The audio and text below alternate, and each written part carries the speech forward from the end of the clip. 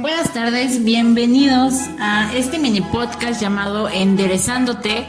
Y hoy tenemos un tema muy importante definido como el derecho. Sabemos que el derecho es un punto totalmente esencial en la vida diaria de un ser humano y por ende es importante conocer los principios básicos del derecho. Para la presentación del tema de hoy tenemos una invitada que se llama Lisette. Lisette, ¿cómo estás? Estoy muy bien, gracias. Lisette nos va a presentar primeramente los conceptos de ética y moral. Bueno, primeramente comenzaremos por definir qué es la ética. La ética, que etimológicamente proviene del griego ethos, que significa costumbre.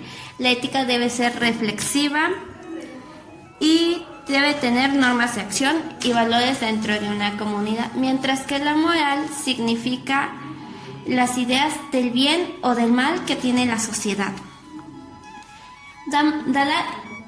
Dalai Lama nos dice que el deseo de ser feliz y a ver también él es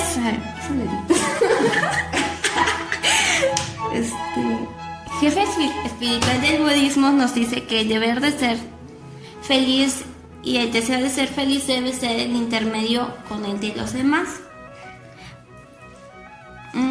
Pero la moral no solo consiste en el bien y el mal que nos tiene la sociedad, sino también va a tener sanciones. La primera son sanciones morales, que son consecuencias de nuestros actos. Un ejemplo es cuando en unas olimpiadas participantes están participando y pues estas deben estar libres de sustancias tóxicas, ya sea de esteroides o cualquier otra.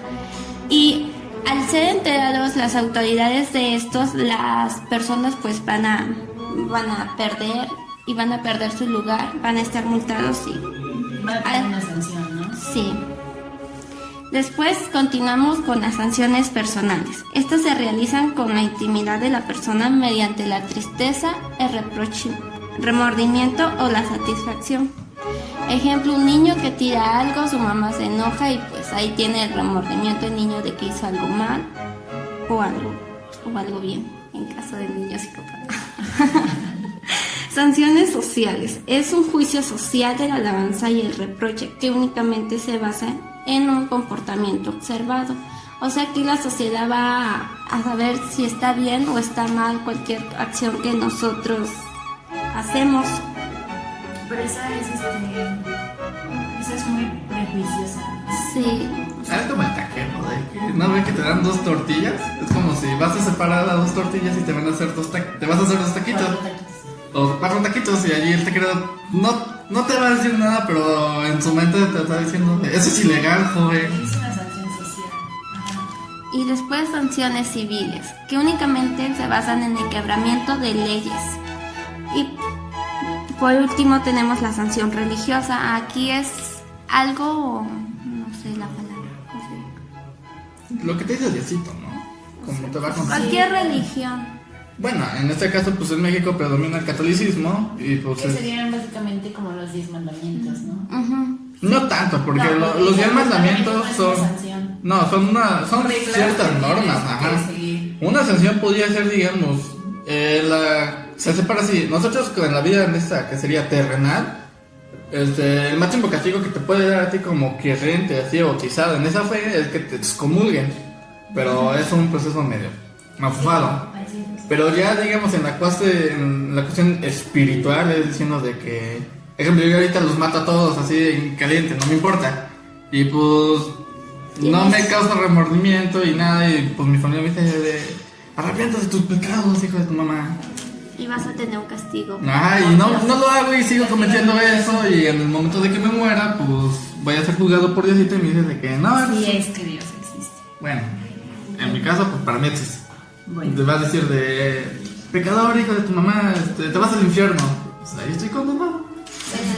Las diferencias que encontramos entre la ética y la moral es que la ética es reflexiva y tú juzgas tu propia acción si está bien o mal, mientras que la moral, pues, si haces un acto, la sociedad es la que decide si está bien o está mal. Esto No sé si a ver, te escucho. pues esta se va pues transmitiendo de generación en generación, ¿no? Porque lo que estaba bien hace años, ahorita pues se ve mal, o por ejemplo, que la mujer no trabaja, actualmente pues se ve mal o es algo como... ¿Que no trabaje? Ajá, o que le prohíban el trabajo. Sí. Yo no tengo nada Es como de machismo, ¿no? Sí, entiendo. Y bueno, esa es una parte fundamental de los valores. La sociedad y sus valores en la actualidad ha tenido una evolución muy grande. A principios de los 90s se obtuvo una preocupación en la sociedad, ya que los comportamientos no eran los más adecuados. Se empezó a notar una marcación de la pérdida de valores, el respeto social e individual, el descuido de la educación, y con esto podemos clasificar las generaciones para poder iniciar el antecedente de los valores. Primeramente se empieza con la generación X, que son las personas que nacieron a principios de los 60 hasta los 80. ¿Conocen a alguien aún? ¿Los 60, los 80? Mi abuela, no, mamá. Esta generación ha tenido un cambio muy marcado, dado que vivieron la caída del muro de Berlín, la llegada del internet, la Guerra Fría, el descubrimiento del SIDA, entre otras cosas. Después de esta vienen lo que son los millennials. Esta generación es muy criticada por las ideas, también porque se le cree que es una generación floja. La gran mayoría de las personas que son de esta generación tienen estudios superiores, cuentan con una cantidad de bienes y servicios, o sea, son mataditos, ¿no? Y por último, la generación Z, que se dice que nacimos con la tecnología. Y la gran mayoría no pueden vivir sin la conexión a internet. Y es que el internet ha influido mucho, ¿no? O sea, un ejemplo, pues ahorita grabando nosotros estamos escuchan ocupando esto con internet. El internet es fundamental actualmente. Entonces la vida, nada, es cierto. Entonces, con el paso de los años, los valores han ido cambiando totalmente. Como dice mi compañera, en la generación X de los 60 a los 80, pues las mujeres eran más que nada amas de casa, ¿no? Y para eso, para ellas creo que estaba bien en su momento. Pero actualmente ese comportamiento se ha eliminado, ha evolucionado al igual que los valores, ¿no? Entonces algunos valores no se han estado aplicando, se han ido perdiendo, o simplemente los conocemos pero no sabemos o no conocemos cómo aplicarlos, ¿no? No los aplicamos simplemente, exacto. Es muy difícil, ¿no? Es que las redes sociales influyen mucho también. La presión familiar, la presión social, la presión estudiantil. Bueno, no tanto, porque date cuenta, hubo un tiempo, de aquí para acá, ejemplo. En los años 60, los 90, pues siempre se decían de qué va a pensar la gente de ti, cómo te está viendo vestir. Y hoy en día, pues está la típica frase de diciendo de, pues me vale cheto lo que diga la gente de mí, soy así y seguiré siendo así. Hay una aceptación, ¿no? Es una aceptación forzada. Ajá, sí. Porque vivimos en un estado que como que a mí te critica, pero a la vez les vale cheto. Ejemplo de que si matas, bueno, no matas, si robaste a un banco, pues los únicos afectados van a ser los acreedores de ese banco, pero allá afuera, pues en demás. Que nadie está en ese banco, pues X, ¿no? Ajá. Sí, tienes razón. El tema principal, principios generales del derecho, y a continuación mi compañera Luz con el concepto de derecho. Sí, así es. Estamos hablando de derecho, entonces tenemos que saber qué es para nosotros el derecho. Y es una parte muy importante de este podcast, porque es poder conocer el derecho de una manera real y aplicable. Por eso podemos definir al derecho como enderezar, que proviene del latín, que es el arte de lo bueno y lo equitativo, aplicando normas jurídicas que son creadas por el Estado, ¿no? Para que se conserve el orden social y se otorguen derechos, así derechos tanto como obligaciones, como lo establece el artículo 2 y el artículo 36 de nuestra Constitución Política de los Estados Unidos Mexicanos, donde en el artículo 2 se establecen pues los derechos que tenemos como mexicanos y en el 36 las obligaciones. Así es. Ok, ¿me toca? Bueno, pues yo vengo con la clasificación de derechos. Antes no me presentaron. Mi nombre es Saúl. Lo siento. Ya aquí El solo. último, pero no menos importante, es Saúl, con la clasificación del derecho. Bueno, Saúl, ¿qué nos vas a contar hoy? Pues aparte de que cada quien se hace la batiseñal, pues así el derecho, pues podemos rescatar que son 3 puntos. El primero es el derecho natural, que se define como un conjunto de principios de la vida de las personas. Estas no son creadas por el hombre o por las instituciones, sino por la naturaleza. Un ejemplo, pues la del Rey León, el ciclo sin fin. Ahí cuando levantan la frase y dicen, es el ciclo sin fin. ¿Qué? ¿Así? ¿Así es? La canción. Me recuerda el sonidito como de... Lo tengo en mi mente. Lo pones Creo que después. de acuerdo. Luego viene el derecho positivo, que sí ya es un conjunto de normas jurídicas creadas por una autoridad soberana competente que rige actualmente. Un ejemplo de ellos son aquí en México pues sería el presidente de la República, es una autoridad competente y pues él tiene el poder de crear y de hacer leyes como se le dé la gana. Y el último, que es el derecho vigente, es que se encuentra en vigor dentro de un ámbito territorial determinado y que en el Estado considera obligatorio. Pues ya eso ya no hay mucho que explicar. Pues en sí es digamos, aquí en México nos regimos por la Constitución de 1917 y pues sus leyes actualmente están vigentes. Una de ellas es de educación, otra es el de seguridad pública y seguridad social, por así decirlo. Solo que pues ahorita como van las cosas, estas no se están respetando tanto. La evolución de los valores también, ¿no? No es tanto eso, sino es la nueva administración que entró. Ahorita con, digamos, solo así lo que es el seguro social, cambió como por el, ¿cómo se llama? El INSABI, ¿no? El seguro del bienestar, algo así. Y hay un desabasto de medicamentos en lo que es en el INSS y en el ISSSTE. Ahí es como que esa ley no se está cumpliendo tanto. En realidad muchos no se cumplen. Y por eso es importante que conozcamos, ¿no? Sí. Bueno, a continuación yo les voy a hablar sobre los conceptos jurídicos fundamentales. Ya conocemos qué es el derecho. Debemos saber que el derecho es una parte muy importante como nosotros bueno.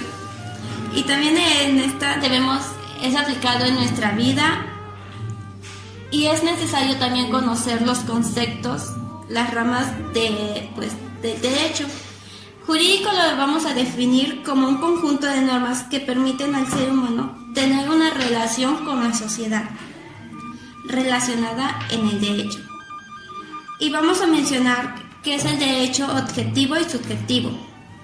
El derecho objetivo rige la conducta de los individuos que mediante obligaciones establecidas en normas o leyes respaldadas por el Estado, mientras que en el derecho subjetivo rige pactos elaborados por un individuo basándose en normas jurídicas, estas ya sean mandatos o reglas. Un ejemplo son contratos, documentos legales que rigen entre dos o más personas. Y a continuación vamos a hablar sobre los hechos y actos jurídicos. Estos hechos están relacionados con el derecho porque producen efectos jurídicos, como ya sean obligaciones y derechos que aplican dicha acción. En el caso del acto jurídico son hechos totalmente voluntarios con la intención de crear un efecto. Estos ya sean sancionados por el derecho según lo establezca. Sí, excelente. Retroactividad, abrogación y derogación. ¿Qué es la retroactividad? Es una propiedad que se genera cuando una ley entra en vigor y en determinado momento estos se realizan con anterioridad por algún individuo. Este se fundamenta constitucionalmente en el artículo 14, primer párrafo, que nos dice que a ninguna ley se dará efecto de retroactivo en perjuicio de la persona alguna. La abrogación es cuando se quita la ley Totalmente de su promulgación. Y por último, la derogación, cuando significa que la ley va a tener una vigencia y suprime preceptos de la ley. Bueno, como podrán ver, las tres definiciones son sencillas, pero pues hay que saberlas cómo entenderlas, porque a veces leemos o escuchamos y no entendemos. Sí. Y hablando de normas, las normas son un conjunto de reglas que se establecen para obtener un determinado orden. Esta podemos dividirla en 4 clasificaciones: norma jurídica, religiosa, social y moral. Como anteriormente habíamos tenido sanciones morales, una clasificación de sanciones morales. En normas existen diferentes ámbitos para la aplicación de la misma. La primera es la norma jurídica, que es un conjunto de reglas dirigidamente al comportamiento del ser humano. Una norma impone obligaciones y confiere derechos. La número 2, religiosa, impone una conducta al individuo para que éste decida qué hacer y qué no hacer basándose en una fe religiosa, como los 10 mandamientos, etc. Y la número 3, las normas sociales. Son establecidas para la relación entre individuos, regulando sus conductas, tareas y actividades. Prácticamente las normas que te ayudan a convivir con el prójimo, ¿no? Y una norma social que crea el individuo autónomo, imponiendo reglas que deberá seguir por su uso de conciencia. ¿Cómo qué? El Avatar. ¿El Avatar? No sé si hay una caricatura que se llama El Avatar, la leyenda de Aang. No. De un niño medio pelón que se mezcla aire de los 4 elementos. ¿Y qué pasa? Y ahorita lo que estás hablando de una norma social, me acordé del capítulo ese donde le tiene que decir que tiene que matar al señor de fuego, pero ella en su moral como que dice que no es correcto porque él pertenece de una tribu de monjes y los monjes le dijeron que toda la vida en sí es sagrada. Y pues se puso a reflexionar diciendo que tenía que siento matar, que está más ¿no? basada en una norma religiosa, ¿no? No, Que es básicamente, bueno, fue social, que creían porque- los monjes, ¿no? Pero es que los monjes en sí no lo veían como no eran dioses. Pues no, pero siento que es un... En sí era una norma social. Sí, tienes razón, es como un grupo social. Porque en sí esos monjes le educaron a él, le inculcaron sus valores, sus leyes, pero en una parte del capítulo jamás se mencionó, digamos, que se pasaban por un dios o una deidad así. Sí, entiendo. Bien, el derecho tiene fuentes, tiene un antecedente, tiene un principio que posiblemente algún día tendrá un fin. Y nuestra compañera Luz nos va a hablar un poco sobre estos antecedentes y sus fuentes. Listo. Luz, por favor. Sí, bueno, como ya lo vimos en clases pasadas, fuente proviene del latín, que es fontis, y no sé si lo recuerdan, que alude justamente al ojo de agua de donde nace este tan preciado líquido. Las fuentes formales son definidas como aquellas que han contribuido a la realización de reglas jurídicas aplicables a las personas. Para conocer un poquito más sobre su clasificación previamente, tendremos que definir de dónde proviene cada una de estas fuentes. Las fuentes de derecho son un criterio de determinación del sistema jurídico de cada uno de los países, en este caso estamos en México, según tengan antecedentes del derecho escrito. Nos vamos a basar más en el derecho natural, que se distingue del derecho positivo. Una de las clasificaciones de las fuentes del derecho que podríamos mencionar es la fuente, como ya lo habíamos dicho, natural, que es el conjunto de factores y elementos que determinan en el contenido de la norma jurídica. De esta se derivan 2 ramas que A continuación se las vamos a decir. La primera es la jurídica. No, perdónenme, no es la jurídica. Es la jurisprudencia, gracias. Que son las resoluciones e interpretaciones que la ley hace en los tribunales. Para que éste exista es necesario que dicha interpretación se aplique a 5 cosas concretas, continuo y en el mismo sentido. Las siguientes son las costumbres, que es el acto u omisión que se repiten constantemente en un medio social, creando sentido de obligatoriedad. Cuando la ley se lo otorgue, pues ya no es costumbre. Un ejemplo de esto es que en algunas partes del país, como Chiapas y también en otras partes del mundo, bueno, aparte de México, en el mundo, sí.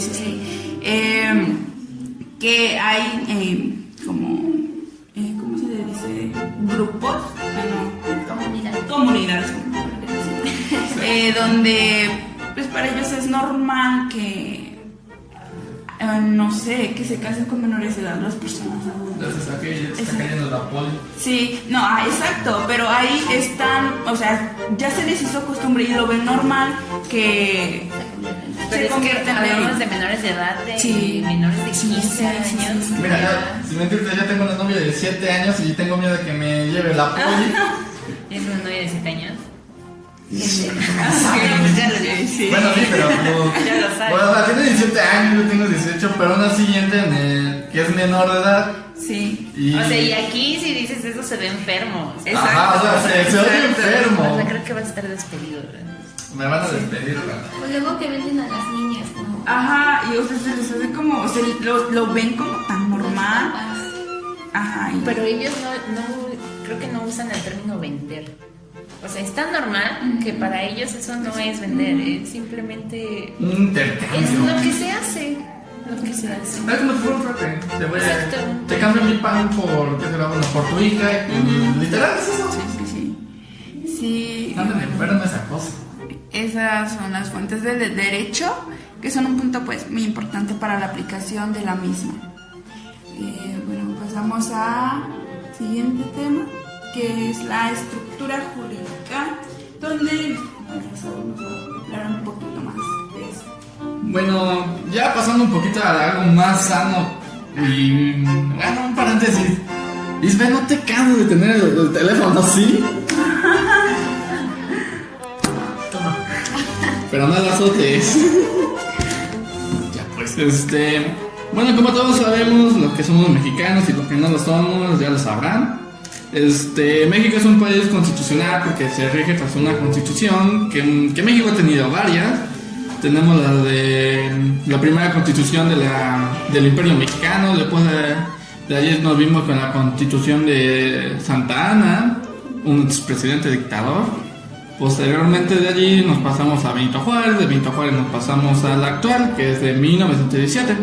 Bueno, en México los 32 estados federales están basados en esa constitución de 1917 y esta constitución política se basa en los siguientes principios, que es la soberanía del pueblo, el artículo 39, el sistema representativo y federal, el artículo 40, los derechos humanos y sus garantías, que es el artículo 1, 28 y 124, que son los que te hacen aprenderte en la secundaria y prepa, te tienes que aprender el artículo 1 al 28 para mañana. Luego de allí la separación del Iglesia y del Estado, lo que es el control de la constitucionalidad, juicio de amparo, el artículo 103 y 107, y la reforma de la Constitución y el principio de inviolabilidad de las mismas, que es el artículo 135 y 136. Bueno, esta constitución se divide en dos partes, que es la dogmática y la orgánica. La primera nos dice que establece las garantías individuales y sociales. Se podría decir que es como que el código civil. Y el otro, que es la orgánica, esta se establece en los órganos de Estado, como los niveles del gobierno federal, estatal y municipal. A las bases. Posteriormente esto, pues, En sí, la estructura interna de la Constitución mexicana está integrada por 9 títulos. Las garantías individuales y sus derechos y deberes como los ciudadanos. Posteriormente viene la soberanía nacional, explicación de la división de poderes y sus funcionamientos y responsabilidad de los funcionarios públicos. Trata de los estados de la federación.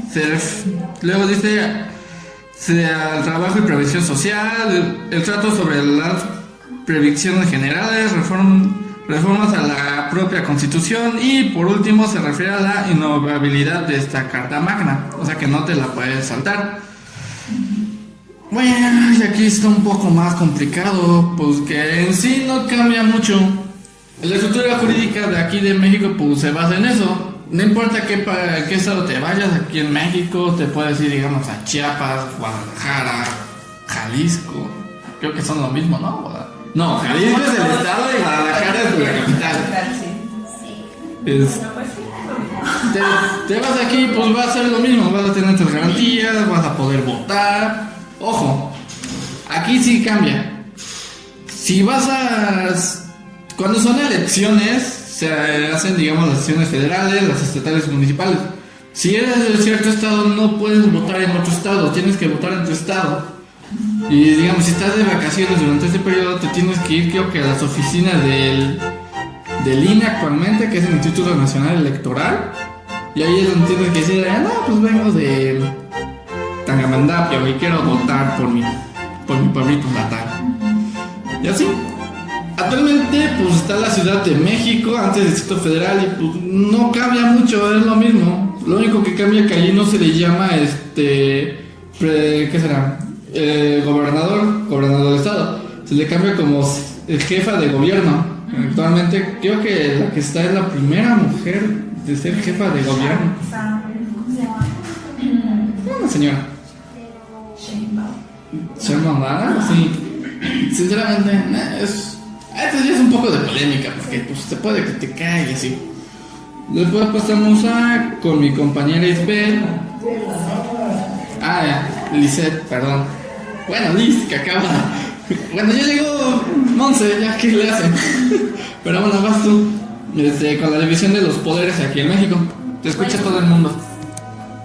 Vamos a hablar sobre la división de poderes y estas están regidas en la Constitución.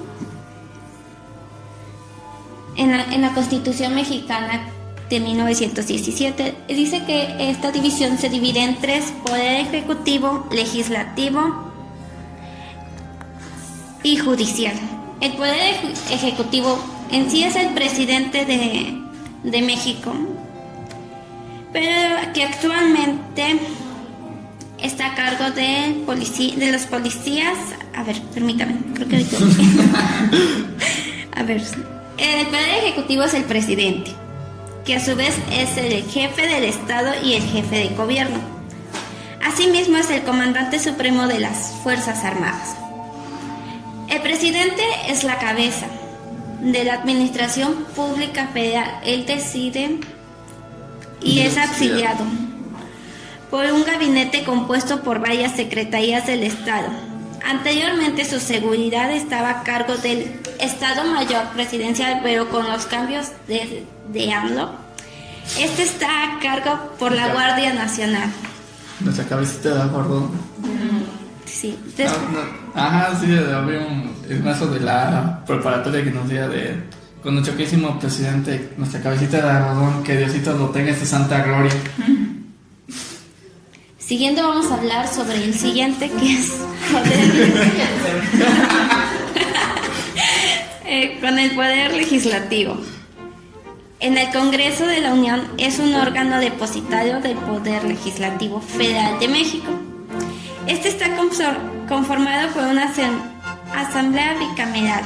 En la vigencia de la Constitución, como ya mencionamos, de 1997, este es un órgano y su título se encuentra en el título 3, capítulo 2, sección 1, 2 y 3, y abordado en 28 artículos, donde se encuentra dividido entre la Cámara de Diputados y la Cámara de Senadores. Y el último poder, pero el menos importante, es el Poder Judicial.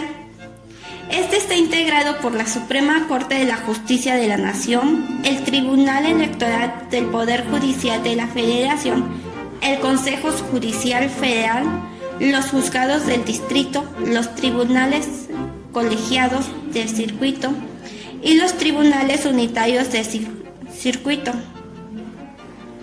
Su fundamento se encuentra en el título 3, capítulo 5, abarcando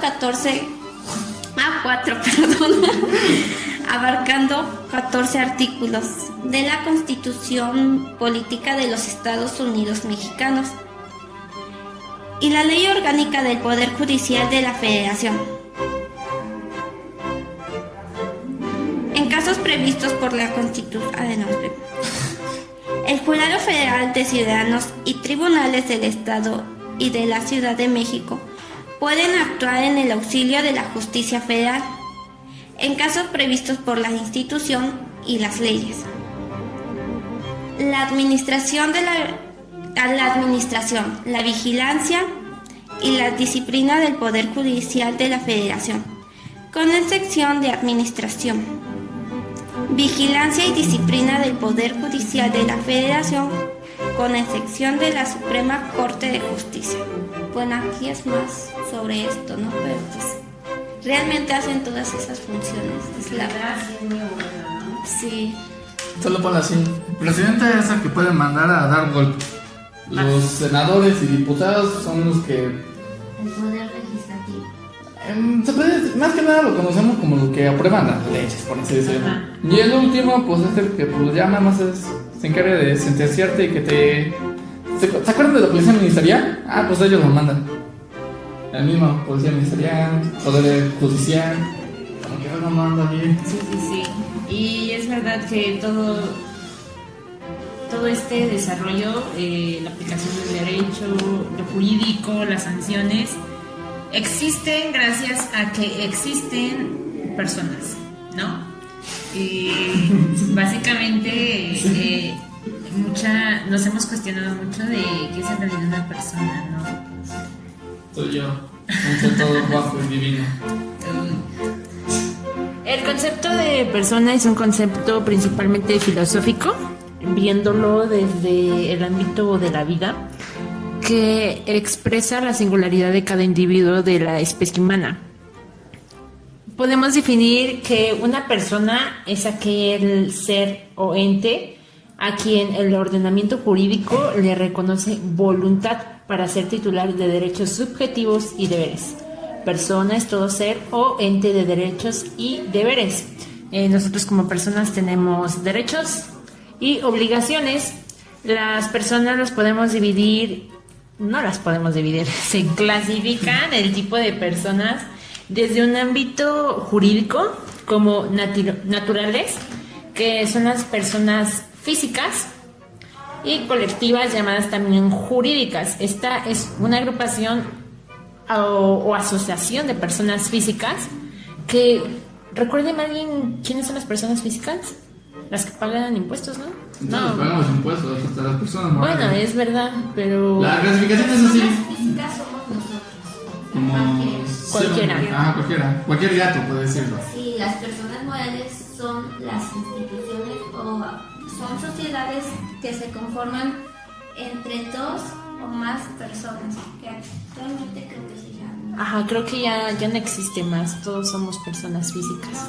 Sí existen. Pero ya no existe la clasificación como tal. Es que con la nueva reforma fiscal, pues cambiaron muchas cosas. Y de hecho, las personas físicas y morales se establecen más allí en la norma fiscal, diciendo de la persona física tiene ciertos privilegios. Como tú no estás a cargo de una empresa o algo así, nada más vas a declarar lo que tus gastos solitos, nada más tuyos. En cambio, como persona moral, vas a tener que declarar tanto tu persona, digamos tu persona física, más aparte lo de tu empresa. Cuánto gastas, cuánto desembolsas, etc. Sí. Hacer facturación de todo Bien, sí, todo por el SAT, ¿no? Y un dato curioso es que si matas a alguien te puedes ir a 10 años de la cárcel. Pues si por lavado de dinero te cachan, se te puede responder 50 años en la cárcel. Como que vale más el dinero que tu vida. Ah, sí, es lo que mencionaba el maestro, ¿no? Que en México regularmente vale más cualquier otro delito que La vida. Que la vida. propia vida, exacto. Bien, mi compañera Luz les va a hablar un poco sobre las obligaciones que poseen. Sí, bueno, para comenzar a entender este tema, vamos a dar una pequeña definición de qué son las obligaciones. En realidad, pues no es tan pequeña y es un poco compleja, pero bueno, al final daremos como nuestra propia opinión o definición de obligación. Este concepto, nos los proporciona el Diccionario Jurídico Mexicano de la Suprema Corte de Justicia de la Nación. Entonces supongo que por esto es complejo para nosotros, ¿no? Bueno, dice que la obligación, dicen las institutas, es un vínculo jurídico por el que somos constreñidos por la necesidad de pagar alguna cosa según las leyes de nuestra ciudad. Por esa razón, mientras que los derechos reales tienen por contenido el poder que el sujeto tiene sobre un bien, en los derechos personales se persigue la satisfacción, que el deudor va a realizar en interés del acreedor. La obligación es un vínculo y por lo tanto, dice Gallo, como que es el escritor, nadie se obliga por un acreedor. La obligación es un vínculo, bueno, no, eso ya lo leí, perdón. Se obliga por un consejo y una recomendación o de un consejo general. No se deriva obligación alguna, pero el texto de las institutas añade que la obligación es un vínculo jurídico, con lo que quiere decirse que es un ligamen de derecho, no un ligamen religioso o ético. Como vemos, está algo complicado. Entonces, entonces por eso creo que, no sé, ¿ustedes qué entienden por obligación?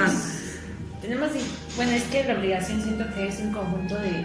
Algo que tenemos que No hacer. podemos decir que reglas porque se supone que el conjunto de reglas es una norma, ¿no? Entonces la obligación posiblemente es aquello que te corresponde hacer Como ciudadano. como ciudadano. Esa es la típica frase que dicen ahí. Tienes derechos, pues aparte de tus obligaciones, digamos. Un derecho es la educación, más en cambio una obligación es asistir a esa educación. Entonces, Sí. bueno, yo opino eso. Otro derecho podría ser, de ejemplo, tienes derecho a la vida. Y como tienes derecho a la vida, tienes el derecho de respetar la vida ajena. La obligación, ¿no? Bueno, la obligación. Es una obligación y a la vez es una tarea. Es verdad. Que igual es básicamente una regla social, una sanción social. Para tener una armonía dentro del país, No dentro del país, sino también entre una sociedad, porque vete al Medio Oriente, se están agarrando a balazos, a misilazos, como que algo no anda bien allí. Sí. no, sino también en Estados Unidos o aquí en México. En No, pero- todos. Creo que en todos los países hay Problemas. cierta... Sí. Pero hay algunos más De entre todos. diferente nivel, pero siempre... Es que chéquete, en Estados Unidos pues no se encuentra mucho lo que es el atentado terrorista, también por los, como ellos se meten en donde no les incumbe, pues allí. Más aparte, su ley sobre las armas es muy abierta. Ejemplo, puedo tener una bazooka y no me van a decir nada allá en Estados Unidos. Y por eso ocurren. ¿No se acuerdan que en 2007 en un concierto hubo una balacera? O apenas el de Diana, ¿no? Pero eso fue No, pero aquí en México sí está penado tener cierto tipo de arma. Hasta en la Constitución te lo dice. Podemos tener un arma como para defensa de nosotros mismos, pero que no sea de las de... ¿Qué será? Bueno, uso del ejército. ¿no? Ajá. Porque hay personas que tienen un... ya esto es un poco de teoría de las armas. Una bala 9 milímetros que se le conoce como los matapolicías. ¿Por qué? Porque esas balas pues, son tan fuertes que atraviesan el blindaje de los policías. Y esas son armas exclusivas del ejército. Pero aún así hay personas aquí que los tienen. Entonces como que allí también es... Pero aquí no vamos a hablar de quién tiene la culpa o quién no, de por qué tanta arma en México. Ese tema no nos corresponde ahorita. ¿Cuál Como conclusión, podemos decir que el derecho es una parte fundamental de nuestra vida, personalizándonos como seres humanos.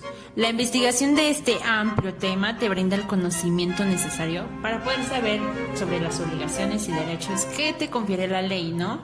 La aplicación de los mismos sirve en tu solución práctica de algún problema relacionado con nuestra vida diaria, en el cual se ha aplicado algún derecho o obligación, que estoy segura muchos de nosotros hemos aplicado obligaciones, derechos que la ley nos respalda. Por ende, puedo mencionar que el conocimiento de los principios fundamentales, que fue el tema principal de este mini podcast, es decir que el derecho te quita una venda de los ojos que en ocasiones es la que te permite avanzar y crecer. Así es. Bueno, yo creo que con el podcast que realizamos nos llevó a indagar más sobre los principios generales del derecho y adquirir un poco más de conocimiento acerca de cómo la ley se rige, se compone, quién la lleva a cabo, lo bueno, lo malo, entre otros aspectos, así como a entender y a conocer cómo, cuándo y por qué hacer respetar nuestros derechos. Pero no solo nos mostró nuestros beneficios, sino también las obligaciones que tenemos como ciudadanos, las cuales pues debemos llevar a cabo y así haya un equilibrio y vivir en armonía en la sociedad. Bueno, yo pienso que es muy importante conocer los conceptos de derecho, ya que en nuestra vida diaria, en ocasiones sin darnos cuenta, los utilizamos con mucha frecuencia. Como futuros ingenieros debemos conocer los fundamentos o al menos tener una idea de qué son. Adquiriendo estos términos conocemos más sobre las definiciones, derechos y obligaciones que poseemos como ciudadanos, manteniéndonos hasta el resto de nuestras vidas. Y ya para finalizar, podemos decir que de hecho juega un papel importante en todo lo que se abrió en este día. Podemos destacar que el derecho en México puede ser que no sea lo que esperamos, pero como jóvenes que seremos el presente del país y que veremos qué país vamos a dejar para las próximas generaciones, nos tenemos que hacer esta cuestión: ¿qué es lo que queremos para el país? Porque como van las cosas, esto terminará muy mal. Y bueno, espero que esto de mini podcast fuera de cerrado. Gracias y esperamos escucharlos muy pronto. Hasta la próxima. Santo, despierta. Santo, despierta. Señor.